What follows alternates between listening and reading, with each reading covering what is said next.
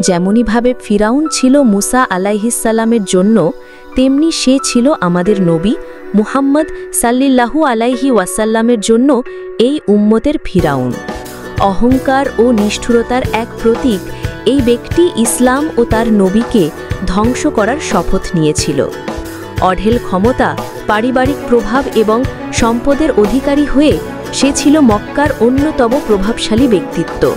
তবুও ইতিহাস তাকে অন্য একটি নামে স্মরণ করে, মূর্খতার জনক। তার কাহিনী শুধু একজন মানুষের নয়, এটি সত্য ও মিথ্যার মধ্যে এক চিরন্তন সংগ্রামের গল্প। আবু জাহল কেন এত হিংস্রতার সাথে লড়াই করেছিল? সে কি সত্যি সত্য সম্পর্কে অজ্ঞ ছিল? বদরের যুদ্ধে তার শোচনীয় পরাজয় থেকে শুরু করে শেষ নিঃশ্বাস পর্যন্ত তার উদ্ধত অহংকার, এই উম্মতের ফিরাউনের বেদনাদায়ক পরিণতি আপনাকে অবাক করে দেবে। আমরা এখন আবু জাহলের সেই না বলা কাহিনী তুলে ধরছি, যা এমন সব বিবরণে পূর্ণ যা অনেকেই আগে শোনেননি। আমাদের চ্যানেলে এখনই সাবস্ক্রাইব করুন, যাতে আপনি এই ধরনের আকর্ষণীয় ইসলামিক ইতিহাস আর কখনো মিস না করেন। আবু জাহল, যার আসল নাম ছিল আমার ইবনে হিশাম আল মুগিরা, মক্কার কুরাইশ গোত্রের অন্যতম প্রভাবশালী বংশ বনু মাখজুমের অন্তর্ভুক্ত ছিল। বনু মাখজুম ছিল কুরাইশদের সবচেয়ে শক্তিশালী এবং সম্মানিত শাখাগুলোর মধ্যে একটি, যাদের ওপর শহরের যুদ্ধ ও প্রতিরক্ষা সংক্রান্ত দায়িত্ব অর্পিত ছিল। ফলস্বরূপ আমার ইবনে হিশামকে ছোটবেলা থেকেই নেতৃত্বের জন্য প্রস্তুত করা হয়েছিল। তার সঠিক জন্ম তারিখ জানা যায় না, তবে অনুমান করা হয় যে তিনি নবী মুহাম্মদ সাল্লিল্লাহু আলাইহি ওয়াসাল্লামের চেয়ে কয়েক বছরের বড় ছিলেন। তার পরিবার মক্কার সবচেয়ে ধনী ও শক্তিশালী পরিবারগুলোর মধ্যে অন্যতম ছিল। তার পিতা হিশাম ইবনে আল মুগিরা একজন সম্মানিত নেতা এবং ধনী বণিক ছিলেন, যিনি আরব উপদ্বীপ জুড়ে বিস্তৃত বাণিজ্য কাফেলা পরিচালনা করতেন এবং বিশাল সম্পদ সঞ্চয় করেছিলেন। আবু জাহাল বিলাসিতা ও আরামে বড় হয়েছিল। সে তৎকালীন সেরা শিক্ষা লাভ করেছিল, পড়তে এবং লিখতে শিখেছিল এবং একজন দক্ষ বক্তা এবং কবিও হয়ে উঠেছিল। অল্প বয়স থেকেই সে তার বুদ্ধিমত্তা এবং আকর্ষণীয় ব্যক্তিত্বের জন্য পরিচিত ছিল। তার প্রভাব তাকে মক্কার সামাজিক ও রাজনৈতিক জীবনে সক্রিয় ভূমিকা পালনের সুযোগ দিয়েছিল এবং প্রায়শই সে বিভিন্ন গোত্রীয় বিবাদে মধ্যস্থতাকারী হিসেবে কাজ করত। তার জন্য পরিবারের সম্মান এবং গোত্রের খ্যাতিই ছিল সর্বাপেক্ষা গুরুত্বপূর্ণ। পূর্বপুরুষদের ঐতিহ্য ও বিশ্বাসের প্রতি গভীরভাবে অনুগত হওয়ায় সে মূর্তিপূজের এক কট্টর রক্ষক ছিল।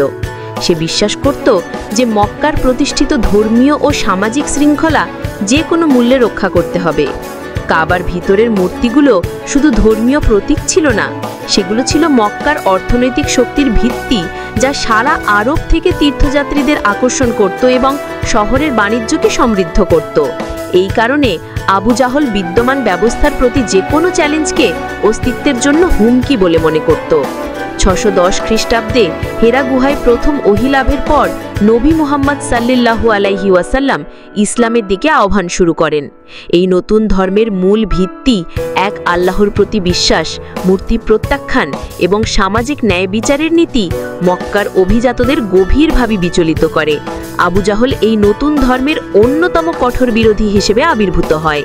সে ইসলামের প্রসারকে তার কর্তৃত্ব, পরিবারের সম্মান এবং মক্কার সমগ্র সামাজিক ও অর্থনৈতিক ভারসাম্যের জন্য সরাসরি হুমকি হিসেবে দেখেছিল।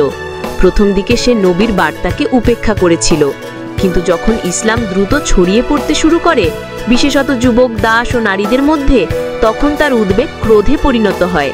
সে প্রাথমিক মুসলিমদের ওপর নির্যাতনের মূল পরিকল্পনাকারী হয়ে ওঠে।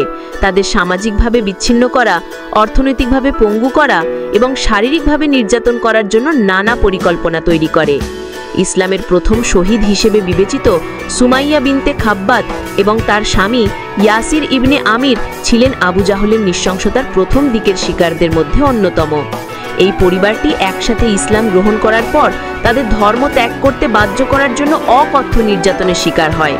আবু জাহল ব্যক্তিগতভাবে সুমাইয়াকে নির্যাতন করেছিল, কিন্তু যখন তিনি অবিচল থাকেন, তখন সে ক্ষিপ্ত হয়ে তার বর্ষার আঘাতে তাকে শহীদ করেন। তার স্বামী ইয়াসিরকেও নির্যাতন করে হত্যা করা হয়। তাদের এই অবিচলতা সকল মুসলমানের জন্য এক কিংবদন্তি তুল্য উদাহরণ হয়ে ওঠে। হাবশী কৃতদাস বিলাল ইবনে রাবাও প্রচণ্ড কষ্ট ভোগ করেন। তার ইসলাম গ্রহণ তার মালিক ও আবু জাহলকে ক্ষুব্ধ করে।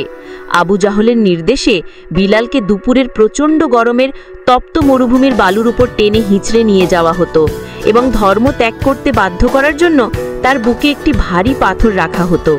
তবুও এই সব কিছুর মধ্যে তিনি বারবার চিৎকার করে বলতেন, আহাদুন আহাদ, অর্থাৎ তিনি এক, তিনি অদ্বিতীয়, যা দ্বারা তিনি আল্লাহর একত্ববাদের ঘোষণা করতেন। তার কিংবদন্তি তুল্য প্রতিরোধ বিশ্বাসীদের অনুপ্রাণিত করেছিল, যতক্ষণ না পর্যন্ত আবু বকর রাজিয়াল্লাহু আনহু তাকে কিনে মুক্ত করে দেন। আবু জাহলের শত্রুতা শুধু অনুসারীদের মধ্যেই সীমাবদ্ধ ছিল না, সে সরাসরি নবী মুহাম্মদ সাল্লাল্লাহু আলাইহি ওয়াসাল্লামকে লক্ষ্যবস্তু বানিয়েছিল।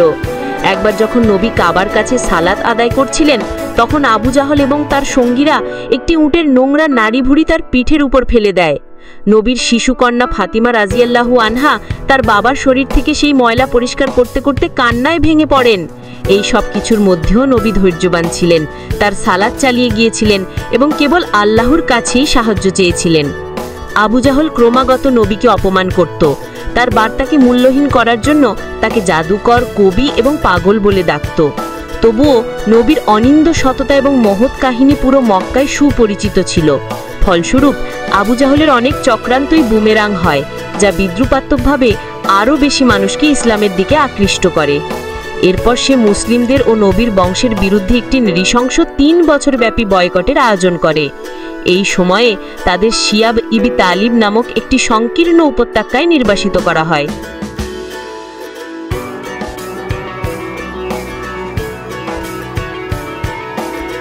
সমস্ত বাণিজ্য ও সামাজিক সম্পর্ক ছিন্ন করা হয়। মুসলিমরা অনাহার ও চরম কষ্টের সম্মুখীন হন। উপত্যকা থেকে ক্ষুধার্ত বাচ্চাদের কান্না প্রতিধ্বনিত হতো। কেউ কেউ বেঁচে থাকার জন্য গাছের পাতা খেতেন।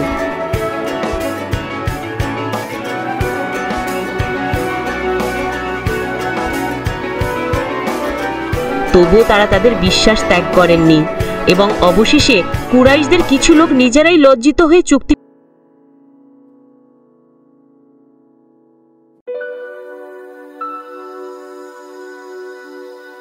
চুক্তিপত্রটি ছিঁড়ে ফেললে এই বয়কটের অবসান হয়।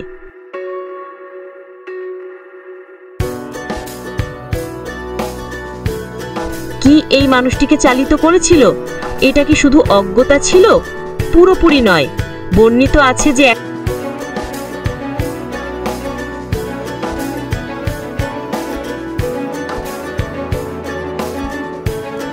নথ কাবার কাছে লুকিয়ে সে নবীর কুরআন তিলাওয়াত শুনেছিল এবং গভীরভাবে প্রভাবিত হয়েছিল। সে এর সত্যতা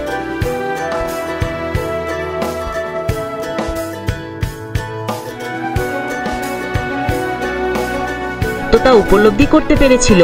পরে সে তার একজন সমকায়ীর কাছে স্বীকার করে যে প্রকৃত সমস্যাটি ছিল গোত্রীয় প্রতিযোগিতা।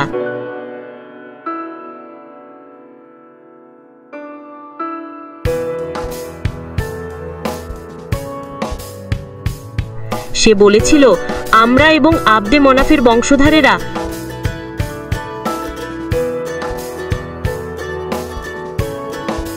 সব বিষয়ে একে অপরের সাথে প্রতিযোগিতা করেছি।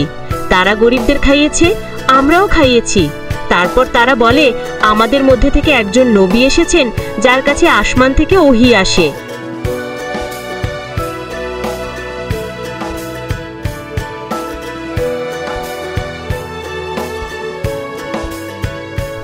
আমরা এটার সাথে কিভাবে প্রতিযোগিতা করতে পারি? আল্লাহর কসম, আমরা তার উপর কখনো ঈমান আনব না। তার অহংকার তাকে সত্যের সামনে মাথা নত করতে দেয়নি। মুসলিমরা মদিনার হিজরত করার পরেও আবু জাহলের শত্রুতা শেষ হয়নি।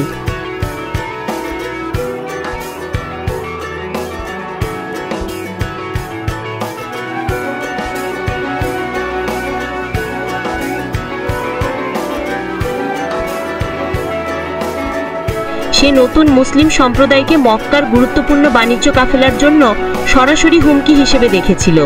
যখন একটি মক্কার কাফেলা হুমকির সম্মুখীন হয়, তখন আবু জাহল সেই সুযোগ গ্রহণ করে, মক্কার সৈন্যদের একত্রিত করে এবং তাদের যুদ্ধের দিকে ঠেলে দেয়। 624 খ্রিস্টাব্দে বদরের যুদ্ধ ছিল একটি নির্ণায়ক মোড়।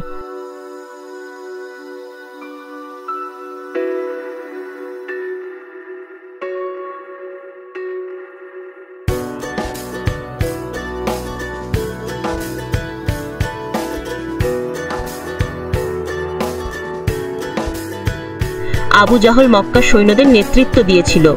অনেক ছোট মুসলিম বাহিনীর বিরুদ্ধে সহজ বিজয়ের ব্যাপারে সে আত্মবিশ্বাসী ছিল, কিন্তু মুসলিমদের অটল বিশ্বাস ও চমৎকার রণকৌশল দেখে সে হতবাক হয়ে যায়।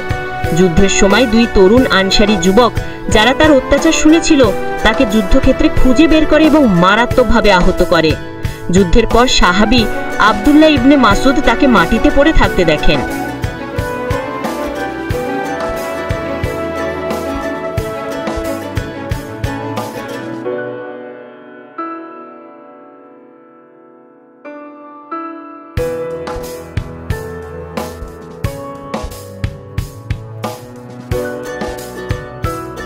ইবনে মাসুদ তার উপরে দাঁড়িয়ে জিজ্ঞেস করেন, আল্লাহ কি তোকে অপমানিত করেননি ও হে আল্লাহর দুশমন? চির অহংকারী আবু জাহাল উত্তর দেয়, একজন মহান ব্যক্তিকে তার নিজের লোকে হত্যা করলে এতে লজ্জার কি আছে? তার কথায় সেই অহংকার প্রকাশ পেয়েছিল যা তার শেষ নিঃশ্বাস পর্যন্ত প্রচণ্ডভাবে জ্বলছিল। তার মৃত্যুর মাধ্যমে ইসলামের জন্য একটি মহান বিজয় নিশ্চিত হয়েছিল। আবু জাহলের মৃত্যু কুরাইশদের জন্য একটি বিধ্বংসী আঘাত ছিল, যা তাদের মনোবল এবং ইসলামের বিরুদ্ধে লড়াই করার ক্ষমতাকে পঙ্গু করে দেয়।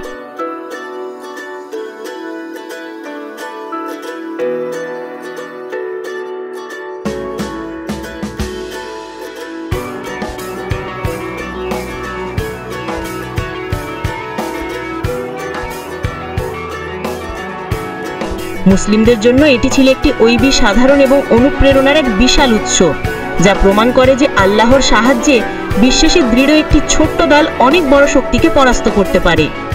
আশ্চর্যজনকভাবে ইসলাম তার নিজের পরিবারের সদস্যদেরও পরিবর্তন করে দিয়েছিল। তার ছেলে ইকরিমা প্রাথমিকভাবে তার বাবার পদক্ষণ অনুসরণ করলেও মক্কা বিজয়ের পর ইসলাম গ্রহণ করেন।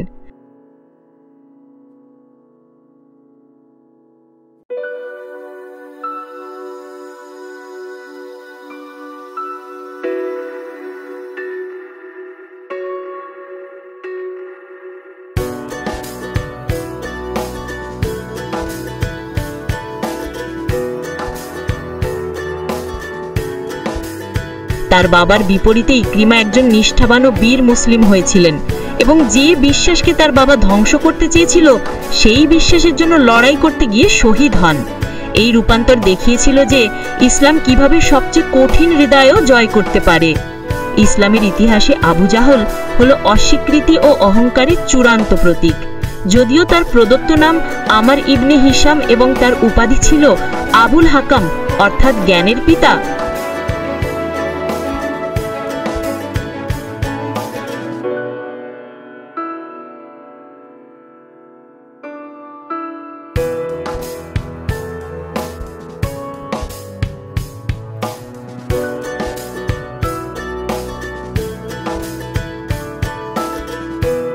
নবী নিজে তার নাম পরিবর্তন করে আবু জাহাল অর্থাৎ মূর্খতার জনক রেখেছিলেন, যা তার চরিত্রকে নিখুঁতভাবে তুলে ধরে। এই উপাধি বুদ্ধিমত্তার অভাব বোঝায় না, বরং সত্যকে মেনে নেওয়া এক ঐচ্ছিক অহংকারী অস্বীকৃতিকে বোঝায়। আবু জাহলের জীবন একটি কঠোর সতর্ক কাহিনী হিসেবে কাজ করে যে কিভাবে অহংকার ধ্বংসের দিকে নিয়ে যায়। অহংকার একজন ব্যক্তিকে সত্যের প্রতি অন্ধকার এবং তাকে ধ্বংসের পথে ঠেলে দেয়। সে অন্তরে সত্যকে জানত, কিন্তু তার অহংকারই তার ভাগ্য নির্ধারণ করে দিয়েছিল।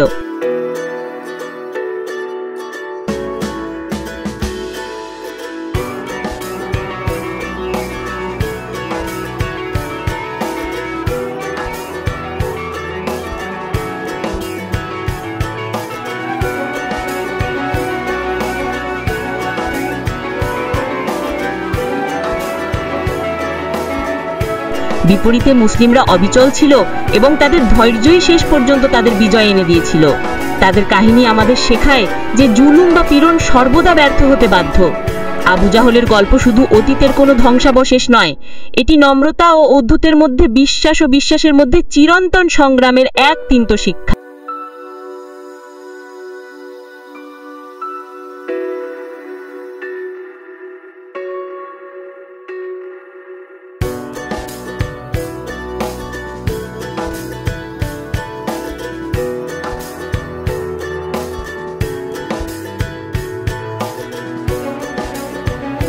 এই গুরুত্বপূর্ণ ব্যক্তিত্বকে বোঝা আমাদের উপলব্ধি করতে সাহায্য করে যে প্রথম মুসলিমরা কত বিশাল চ্যালেঞ্জের মুখোমুখি হয়েছিলেন।